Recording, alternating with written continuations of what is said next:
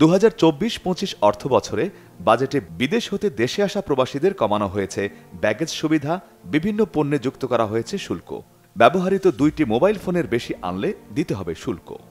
আমাদের আরো রিডিউস করে বাজেট পুনর্ভাবে বিবেচনা করলেই আমরা খুশি হব। বিদেশ থেকে মোবাইল নেওয়ার জন্য টেলিফোনে বলে, এখন একটা মোবাইল নিলে তো আমাদের এটা নিজের ব্যবহারের জন্য হবে না, কারণ আত্মীয় স্বজন সবাই বিদেশি মোবাইলের জন্য আগ্রহ।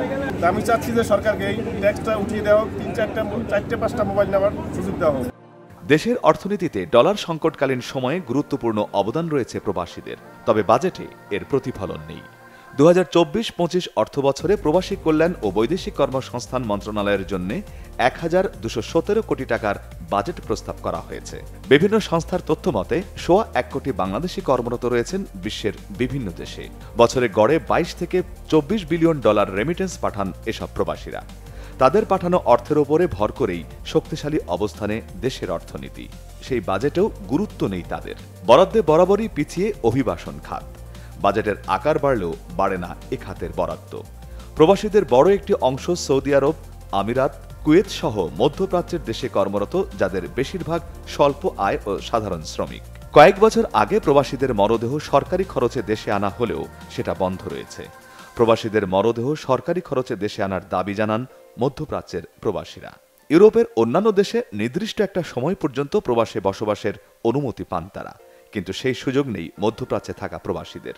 এখানে বৈধভাবে ভিসা নিয়ে আসার পরেও অবৈধ হয়ে বা অন্য কোনো কারণে খালি পকেটে দেশে চলে যেতে হয়।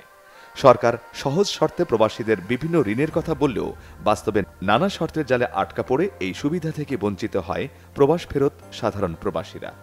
71 সালে যারা মুক্তিযোদ্ধা করেছেন, তারা মুক্তিযোদ্ধা পরবর্তীতে বাংলাদেশ উন্নয়নের পিছনে যারা কাজ করেছেন, তার ভিতরে অন্যতম ভূমিকা পালন করেছেন এই রেমিটেন্স যোদ্ধারা। তো এই রেমিটেন্স যোদ্ধারা যখন মৃত্যুবরণ করছেন, তাদের লাশটা যেন দ্রুত গতিতে বাংলাদেশে প্রেরণ করা হয়। আমাদের সরকারের পক্ষ থেকে আমাদের যে প্রবাসীর লাশ কমসে কম সরকারি খরচে যাতে আমাদের দেশের মধ্যে আমাদের লাশগুলি সেটা পৌঁছানো হয়। দেশের রিজার্ভ বৃদ্ধি, ডলার সংকট মোকাবেলায় রেমিটেন্সে প্রণোদনা বাড়িয়ে দ্বিগুণ করার দাবিও তাদের। বাজেটের আকার বাড়লেও বাড়ে না এ খাতের বরাদ্দ। 0.5 থেকে 0.7% মধ্যে ওঠানামা করে এ খাতের বরাদ্দ। শ্রমবাজারে নিজেদের অবস্থান ধরে রাখতে গবেষণা এবং প্রশিক্ষণে বরাদ্দ বাড়ানোর পরামর্শ বিশ্লেষকদের।